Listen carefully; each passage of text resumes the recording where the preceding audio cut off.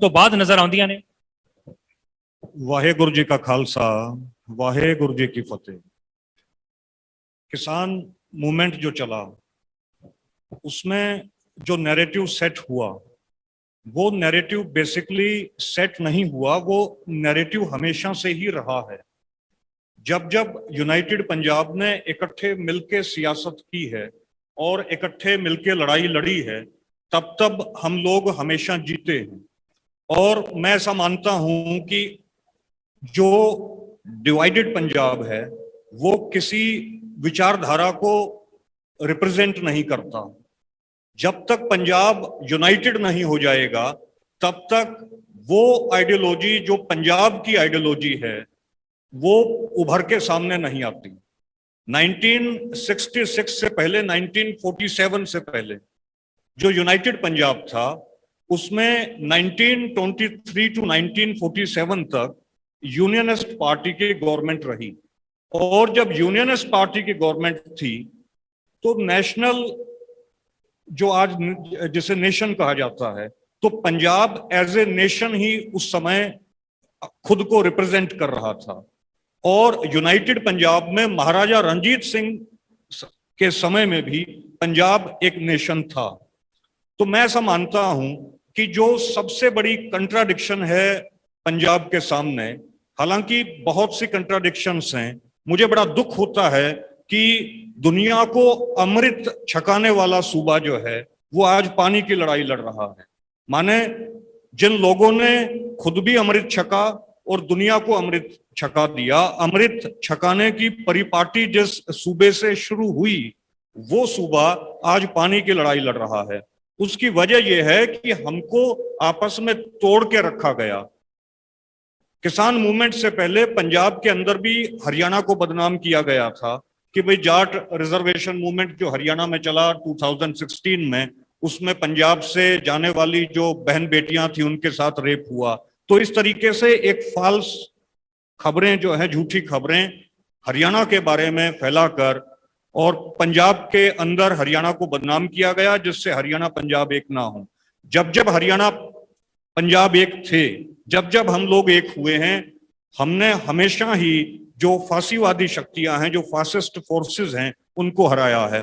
कल मोहन भागवत का बयान आया जो नेशनल मीडिया में और तमाम अखबारात में उसका बयान आया कि हम नेक्स्ट 15 ईयर्स में अखंड भारत बनाएंगे, यूनाइटेड इंडिया बनाएंगे, जिसके अंदर थाईलैंड भी शामिल होगा, जिसके अंदर इंडोनेशिया भी शामिल होगा, जिसमें श्रीलंका भी, नेपाल भी, तिब्बत भी, एक्सेट्रा। तो यूनाइटेड इंडिया रहा हो ना रहा हो, हम उस कंट्रोवर्सी में भी नहीं जाएंगे, लेकिन 1947 से पहले यूनाइटेड पंजाब तो एक हकीकत था। लाहौर और अमृतसर और रोहतक ये हकीकत थे। तो जो हकीकत है वो कम से कम एक हो जाएं। माने अगर मोहन भागवत यूनाइटेड इंडिया का, अखंड भारत का नारा दे सकता है और अगले 15 सालों में अखंड भारत बनाने की संकल्पना पर, विचार पर, आइडिया पर काम कर सकता है, जो कि रियलिटी नहीं रहा, जबकि यूनाइटेड पंजाब एक रियलिटी था, एक हकीकत थी यूनाइटेड पंजाब, तो हम लोग दोबारा से यूनाइटेड पंजाब को एक करने की मुहिम क्यों नहीं छेड़ सकते। मेरा एक सवाल ਤੁਹਾਨੂੰ मनोज सिंह जी ये भी है कि ਜਦੋਂ भी कोई जोड़न की गल करता, ਜਦੋਂ भी कोई ह्यूमन राइट्स की गल करता, ਜਦੋਂ कोई हक्कां की गल करता, तो ਉਹਦੇ ਲਈ एक लेबल ਕਰਨ ਲਈ, ਉਹਨੂੰ आइसोलेट ਕਰਨ ਲਈ एक प्रॉपर एक ट्रोल आर्मी है। फेसबुक, नैशनल मीडिया, ਜਿਹੜੀਆਂ अदर एजेंसीज ने, ਜਿਹੜੀਆਂ सरकार नाल जुड़ियां भी ने या नहीं भी जुड़ियां ने। ਤੁਹਾਨੂੰ नहीं लगता कि ਜਦੋਂ भी कोई जोड़न की गल करता तो एकदम ਉਹਨੂੰ ऐ लगता है कि वो चारे पासों घिर गया, ठीक है, ਉਹਨੂੰ लेबल किया जाता है अलग अलग नावां दे नाल कि ਤੁਹਾਨੂੰ ਵੱਖਵਾਦੀ ਦੱਸਿਆ ਜਾਂਦਾ है।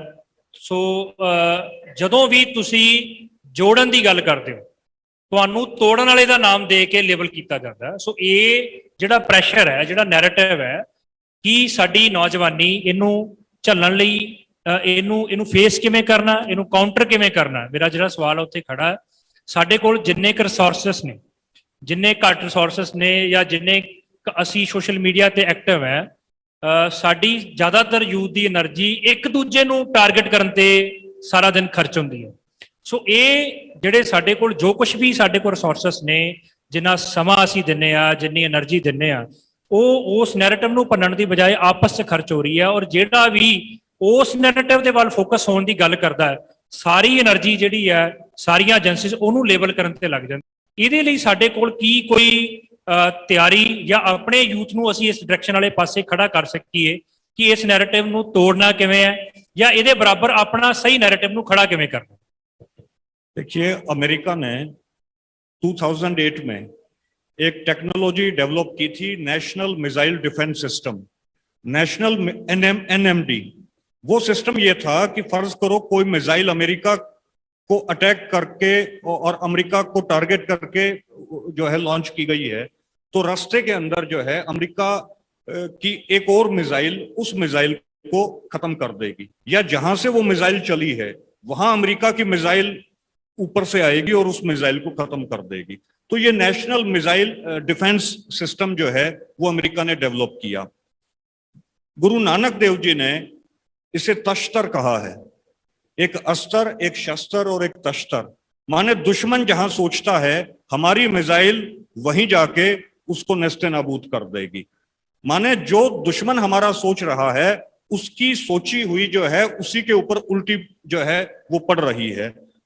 किसान आंदोलन के अंदर इन्होंने जो है खाप पंचायतों को भी पहले बदनाम कर रखा था, लेकिन आज पूरा पंजाब जानता है कि खाप पंचायतें जो हैं वो हमारी एक लोकल ट्राइबल पंचायत हैं जिनका एक पॉजिटिव रोल किसान मूवमेंट में देखने को मिला।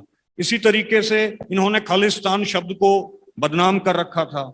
आज हरियाणा का बच्चा बच्चा जानता है कि खालिस्तान का मतलब क्या है, कि खालिस्तान का मतलब है अच्छे लोगों का जो है एक देश।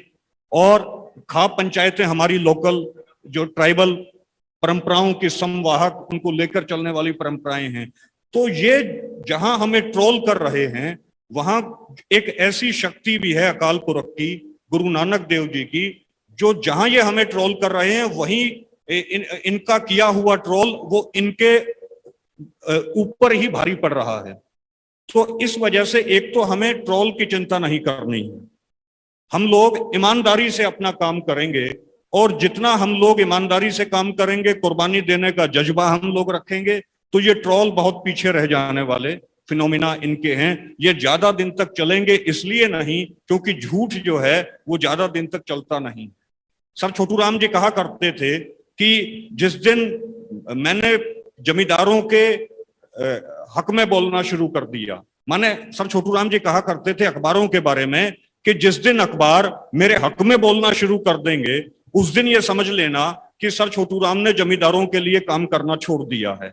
इसी तरीके से जब सर छोटू राम जी की डेथ हुई तो एक मुस्लिम एक विधायक था पंजाब असेंबली में, उसने कहा था कि मुझे बड़ा दुख है कि आज सर छोटू राम जी इस दुनिया में नहीं रहे, लेकिन मुझे इस बात का भी दुख है कि जो अखबार सर छोटू राम का विरोध करके उनके बरखिलाफ खबरें लिखकर अपने बच्चों का पेट पालते थे, अब उनके बच्चों का क्या होगा।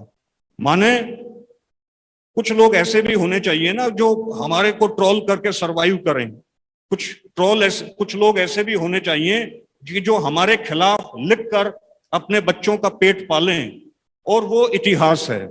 तो इसलिए हम लोग ट्रोल की चिंता नहीं करेंगे, हम लोग रणभूमि में जो है खड़े हैं और हम लोग इस लड़ाई को लड़ेंगे, इकट्ठे मिलकर लड़ेंगे। और मेरा बार बार यही आग्रह रहता है, मेरा निवेदन रहता है कि SYL कोई इश्यू नहीं है, SYL एक नॉन इश्यू है। अबोहर, फाजिलका, चंडीगढ़, राजधानी ये कोई इश्यू नहीं है, ये नॉन इश्यू है। हमारी राजधानी तो लाहौर थी और आज भी हम लोग अपनी राजधानी को लाहौर में बनाने की सोच रखते हैं। वो एक दीप सिद्धू भाई का एक गाना आया था ना कि भाई काश असी लाहौर में जो है वो पढ़ते होंगे, है ना। तो हम लोग काश लाहौर में पढ़ते होते, क्योंकि लाहौर में सर छोटू राम जी का शक्ति भवन था, लाहौर में महाराजा रणजीत सिंह जी बैठते थे, लाहौर से हमारी हुकूमत चलती थी। तो हम लोग कहाँ चंडीगढ़ में उलझे हुए हैं, हमारी राजधानी तो एक दिन लाहौर बनेगी।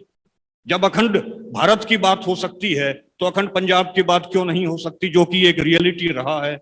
हम लोग तो इस 70 सालों में अपनी उस रियलिटी को भूल गए। अदरवाइज तो हिस्टोरिकल फैक्ट है कि पिछले 5000 सालों से पंजाब एक अलग नेशन के तौर पर जो है दुनिया का मार्गदर्शन करता रहा है। तो इस वजह से ये नॉन इश्यू हैं। इश्यू क्या होना चाहिए? इश्यू ये होना चाहिए कि भाई हरियाणा पंजाब एक हो जाएं। इश्यू ये होना चाहिए अखंड पंजाब बन जाए, यूनाइटेड पंजाब बन जाए, ये इश्यू होना चाहिए। और अगर ये हरियाणा और पंजाब एक हो गए, फर्ज करो ये हम तो अंदर टूटे हुए हैं, जर्मनी जो है बर्लिन की दीवारें टूट गई, जर्मनी एक हो गए, जो अलग अलग देश थे वो एक हो गए, तो एक कंट्री में रहते हुए एक स्टेट क्यों नहीं हम लोग बन सकते? और अगर हम लोग एक स्टेट बन जाएं तो कहां एसवाईएल का मुद्दा है? हम लोग, मैं फिर दोहरा दूं, हम लोग गंगा के दरिया के पानी को मोड़ के जो है वो जो है पंजाब में ला सकते हैं। कहां ये जो मिथकीय इतिहास पढ़ाया जाता है कि भागीरथ जो है वो गंगा को लाया था स्वर्ग से उतार कर धरती पर, ये मिथकीय इतिहास है। लेकिन हम सच में इतिहास रच सकते हैं, हकीकत में हम लोग हिस्ट्री क्रिएट कर सकते हैं, बना सकते हैं, अगर हरियाणा और पंजाब एक हो जाएं। तो ये लड़ाई हमको लड़नी चाहिए और इस लड़ाई को इतनी आसानी से ये जो है सफल नहीं होने देंगे, लेकिन हमारी डिटर्मिनेशन, हमारी सोच से हम लोग इस लड़ाई को लड़ेंगे। जैसे भाई परमपाल सिंह जी ने अलायंस ऑफ सिख ऑर्गेनाइजेशंस के बैनर तले जो जत्थेबंदी आप लेकर चले हुए हैं, उसके बैनर तले भाई अमनदीप भाई ने इतना अच्छा ये प्रोग्राम ऑर्गेनाइज करवाया और बड़ी दिक्कतें आई कि 3-3 जगह वेन्यूज बदलने पड़े। तो बहुत बड़ा उपराला आप कर रहे हैं और हम भी आपसे कोऑर्डिनेट करके, क्योंकि आपकी विचारधारा पंजाब के हक में है, आपकी विचारधारा मनुष्यता के हक में है, तो हम भी भाई परमपाल सिंह और भाई अमनदीप और अलायंस ऑफ सिख ऑर्गेनाइजेशंस के साथ कोऑर्डिनेट करके अपनी जत्थेबंदी को हम लोग जो है चला रहे हैं और इस लड़ाई को हम लोग निश्चित तौर पर जीतेंगे। नॉन इश्यूज में हमें नहीं जाना है, असली मुद्दे को पहचानना है। जो सर छोटू राम जी कहा करते थे कि ये भोले जमींदार तू मेरी 2 बात मान ले, एक ले बोलना सीख, दूसरा दुश्मन को पहचान ले। हम लोग दुश्मन को नहीं पहचान पाए हैं। सर छोटू राम जी से पूछा कि आप हमेशा ये कहते हैं कि दुश्मन को पहचानना सीखो, लेकिन दुश्मन है कौन? तो सर छोटू राम जी कहा करते थे कि ये जो मंडी और फंडी हैं, 2 जमात उन्होंने बताई, एक मंडी कॉरपोरेट और दूसरा फंडी जो हमें आपस में लड़वाता है। तो मंडी और फंडी हमारे दुश्मन हैं। और विस्तार देके वो कहा करते थे कि ये जो